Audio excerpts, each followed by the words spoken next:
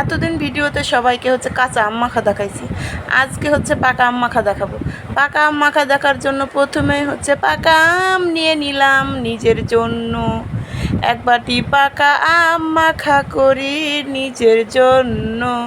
প্রথমে আম দিয়ে দিলাম ভালো করে কেটে ছুলে ধুয়ে রাখা আমগুলো, তারপরে দিয়ে দিলাম লবণ দিয়ে চটকায় নেওয়া মরিচের গুঁড়াগুলো ভালো করে। দেন এবার হচ্ছে চলে যাওয়ার পালা তেলের বোতল নিতে।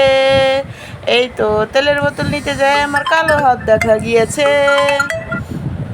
যাই হোক, তেলের বোতল নেওয়ার পরে দিয়ে দিচ্ছি বেশি করে গপ গপ করে ঢেলে তেল আম মাখার ভিতরে।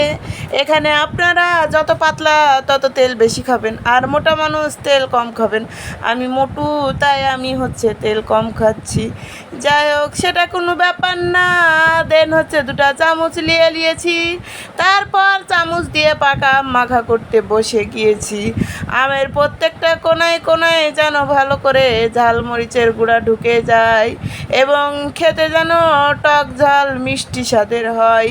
সেই কারণে হচ্ছে সমস্ত আম নিয়ে নিয়েছি, আদা পাকা পাকা সকল প্রকার আম নিয়ে আম মাখা করেছি। দেন হচ্ছে এবার কাঁটা চামচের সাহায্যে গপা গপ খায়ে টেস্ট করে দেখানোর চেষ্টা করতেছি।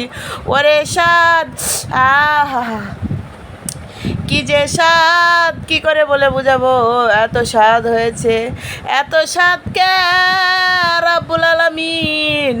আম মাখা খায়ে তো আমি পাগল হয়ে গেলাম। ওরে আম মাখা, ওরে স্বাদ, ওরে স্বাদ, ওরে আম, ওরে আম, আমার আম। আম মাখা যারা যারা এখনও খাননি তাদেরকে বলতেছি, আপনারা অতি শীঘ্রই এভাবে পাকা আম মাখা খেয়ে দেখেন। মজা আর মজা, যতই খাবেন ততই খেতে মন চাইবে, যতই খাবেন ততই খেতে মন চাইবে। আমরা হইলাম নওগাঁ জেলা সাপাহার থানা, আমের রাজধানী, আমের রাজধানীর মানুষ। আমরা এইভাবে আম খাই। আম খাইতে খাইতে যখন বিরক্ত হয়ে যায়, ঝাল যখন কিছু খেতে মন চাই, তখন পাকা আমকে ঝাল দিয়ে মাখায়া টক ঝাল আম মাখা করি। দারুণ স্বাদ। আল্লাহ হাফেজ।